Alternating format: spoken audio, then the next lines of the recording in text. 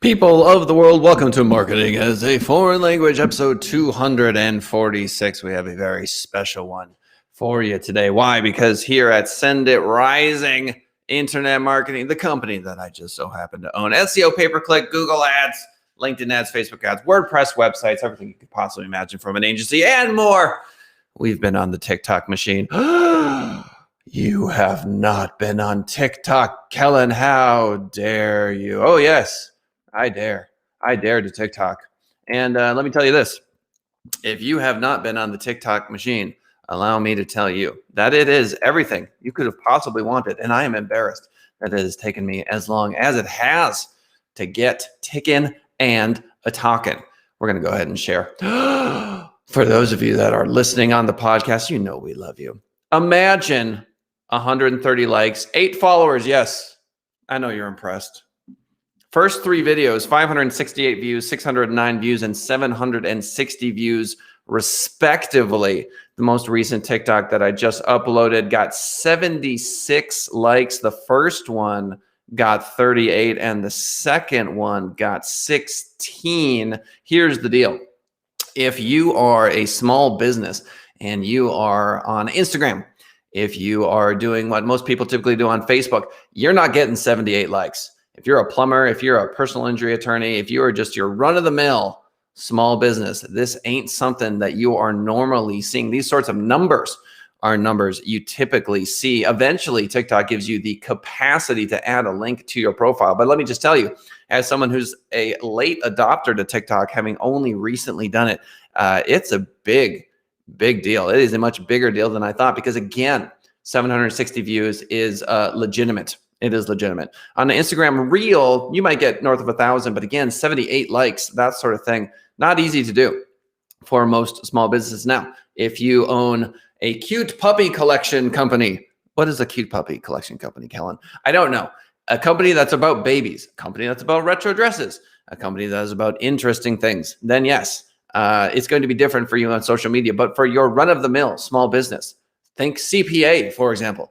It's not going to be so easy. So TikTok turns out to be all the rage for a number of reasons. I highly recommend that you check it out because, again, those sorts of numbers are not numbers you typically see. Now, I also want to talk about Pinterest today. And yes, feel free to comment on the number of tabs I have available. For those of you that are watching on the live show or YouTube after the fact, you see a picture of our Pinterest page. Podcasters, don't stress. I will explain exactly what we're talking about now. On the Send It Rising Pinterest page, you've got 2 different columns. You've got idea pins and you've got other pins. So you got your typical pins and your idea pins. Now, the difference between a typical pin and an idea pin is in how they grow over time. This is the major difference. For example, if I click on this pin over here that has 2,000 impressions and I click see more stats, what typically happens is you'll see a large number initially. So for example, on May 31st, this had 1,860 impressions. And the next day it dropped down to 18 and then it just disappears. This is your typical pin life. It is front-loaded.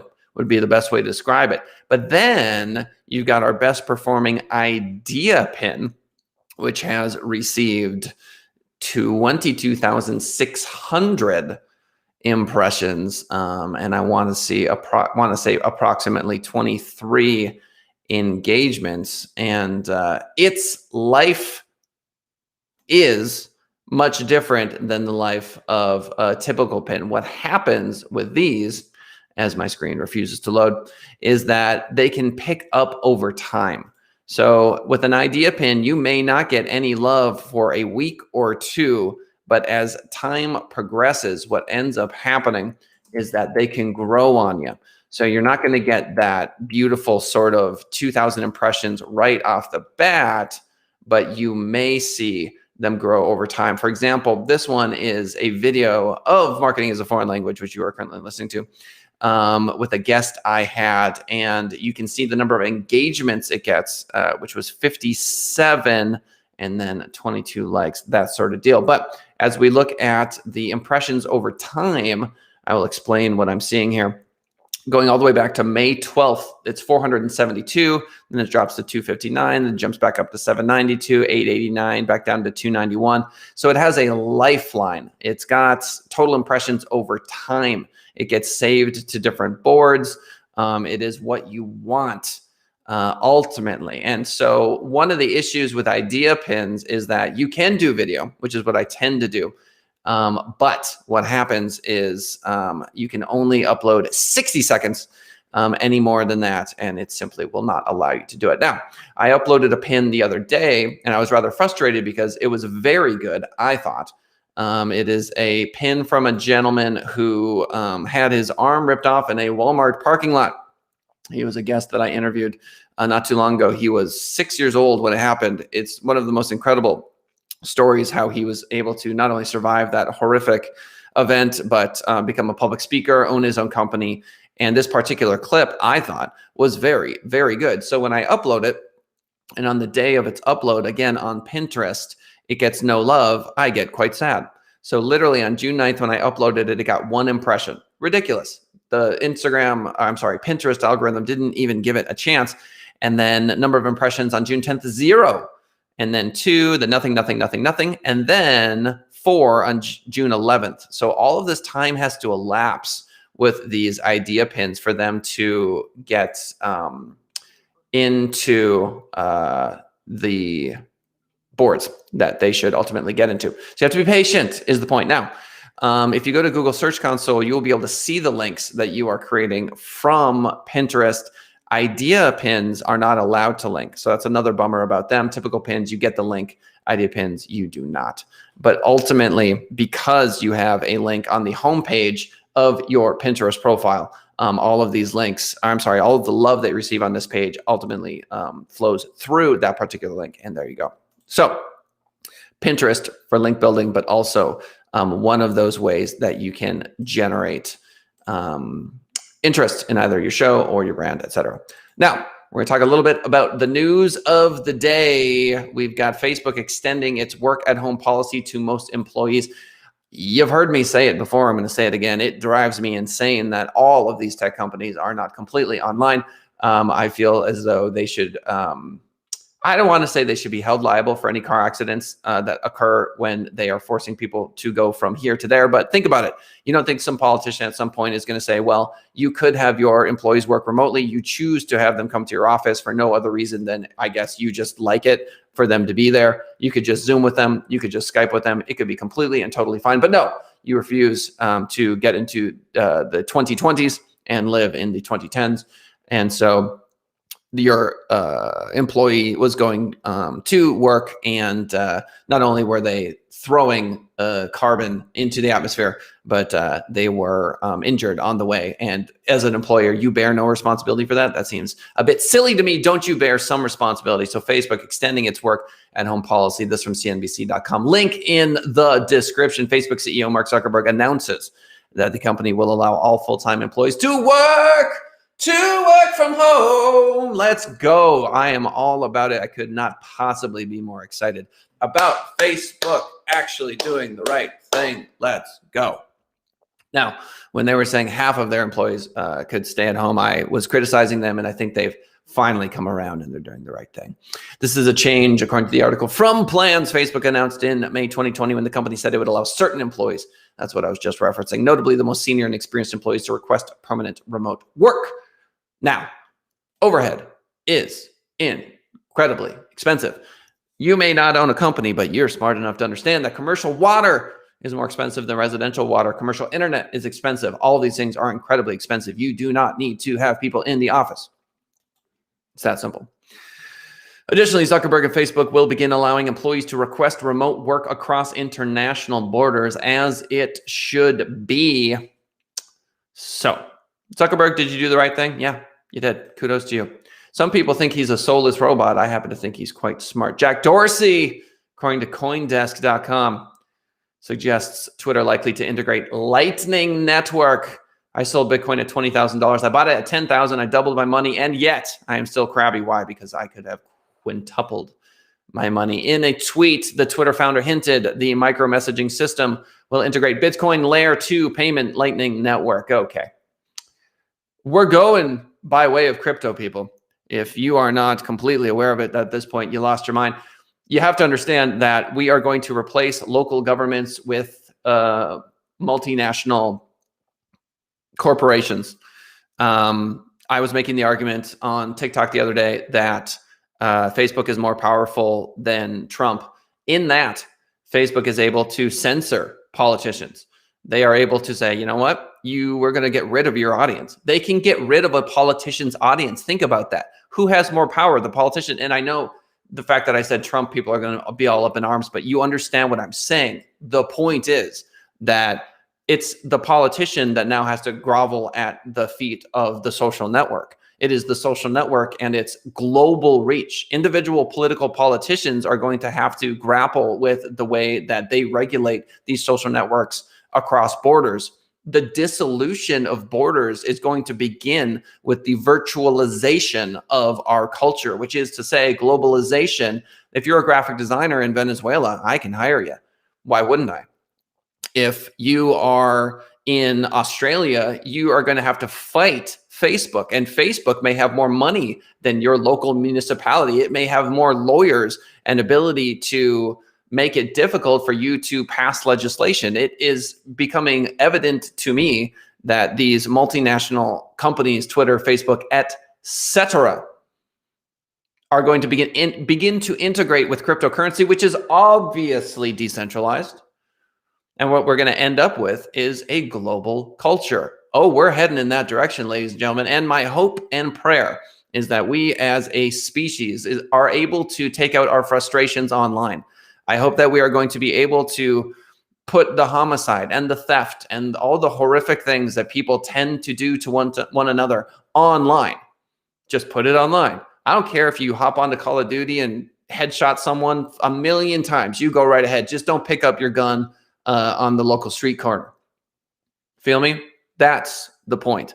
Let's get all that catharsis online. Back to the article. In a tweet, the Twitter founder hinted the micro messaging system will integrate Bitcoin Layer 2. Okay, Jack Dorsey has hinted that Twitter will integrate the Bitcoin Layer 2 payment. Yes, Twitter founder tweeted his appreciation for Lightning Network-powered messaging app Sphinx Chat, according to Coindesk.com, prompting a follower to ask for the network to be built into Blue Sky or Twitter. It's only a matter of time, Dorsey replied.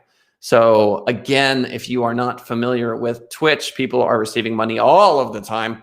You should check out the Sushi Dragon. Shout out to Caroline Welsh for introducing me to that particular Twitch streamer. The Sushi Dragon on Twitch basically has all of this gear attached to him, tons of buttons, and he lives in a quasi virtual environment where he just runs around and will change the backdrop. He'll change the music. It's something that you've never seen before. If you've never seen before, check them out on Twitch. The point being that the USD power, the power of the dollar, is not going to be what it once was. It is going to be replaced by crypto of some sort, and it's going to be led by these international, multinational, global companies like Twitter that are able to basically bring things into existence. They are able to birth culture. So Dorsey is going to basically choose the platform, and it's called Lightning Network thus far. YouTube adds new tool to detect copyright violations and block them within the upload processes from social media today. Also follow us on TikTok at Send It Rising. Cool content coming that way. YouTube is rolling out some new options to give users more capacity to stop copyright violations in uploads and detect potential IP infringements within the app. I don't understand how TikTok is able to do it, how they're able to let all that slide. There must be some sort of weird agreement that I don't fully understand. First off, YouTube is adding a new element in the copyright claim process, which will enable creators to tick a new box when reporting a copyright violation in order to prevent copies of the videos appearing on YouTube going forward. It has to be frustrating if you are a content creator on YouTube and have your stuff being ripped off all of the time. I understand that. And I think based on what I saw with some of the live streamers like Louder with Crowder, what they would do is they would put up a CNN feed of, say, a Biden speech, and they'd all be streaming it live. And they would just say, look, it's a matter of time before we get kicked off. And the fact that they would do that leads me to believe that once you're demonetized, they don't really care anymore. Now, that being said, the army of lawyers that Crowder has and these big time celebrities and pundits and whatever must be considerable, which is to say that if I were to do something like that and I got a letter and they were threatening to sue me, then I would obviously have to deal with it in a different way, as I do not have millions and millions of dollars to invest in my defense. So YouTube is trying to use artificial intelligence to stem the flow of this. Did you know that Google is now using artificial intelligence to create computer chips? Yeah. So they are able to now in 6 hours design a new computer chip using AI. This used to take a human team 6 months. And so you can do the math on that, ladies and gentlemen. If you combine what we know about the sushi dragon and what we know about computer chips and AI, then you know that we are very, very shortly going to be living in a completely virtual environment, an augmented reality environment in which we are able to produce whatever kind of background, whatever kind of music, whatever kind of experience we want. It's coming, and it's coming quickly. Facebook smartwatch also is coming. This too from socialmediatoday.com, and will eventually be linked to its broader augmented reality push. Facebook could soon become even further entrenched in your everyday life, with the company developing a new smartwatch that, according to reports, could go on sale sometime next year. What exactly is it going to do? Well, it's going to work with Oculus VR and AR glasses. According to The Verge, the new Facebook watch will include 2 cameras, oh my, with users able to detach the watch face in order to take pictures and videos on the go. Could be easily shared across Facebook and Instagram. The Verge writes, quote, "A camera on the front of the watch display exists primarily for video calling, while a 1080p autofocus camera on the back can be used for capturing footage when detached from stainless steel frame on the wrist." Facebook is tapping other companies to create accessories for attaching the camera hub to things like backpacks, according to 2 people familiar with the project. So for people that have, for example, type 1 diabetes, there are watches that will literally monitor in real time based on a biomechanism that is attached to the person, their blood sugar. And so we are already living in an environment where the watch can give you immediate access and alert friends and family when your blood sugar is low. Think about pacemakers, think about the growth of tumors, think about anything that's blood related in the body. There are a million different reasons why this real-time information is going to change the way that we live. It's going to tell us when we need to stand up. It's going to tell us when we need to exercise. It's going to give us a map to better living. And these sorts of advancements, alongside what's going to happen with AR, are going to change our species permanently. Twitter said, quote, "We've said we want AR glasses to be truly useful. We're investing in technologies across the board that will make that interaction feel more natural and intuitive. This includes research like EMG, haptics, adaptive interfaces, etc." Ladies and gentlemen, that is it for today. Again, we're going to be doing a lot of work on TikTok. You can follow us at Send It Rising. I will let you know how that unfolds as it unfolds.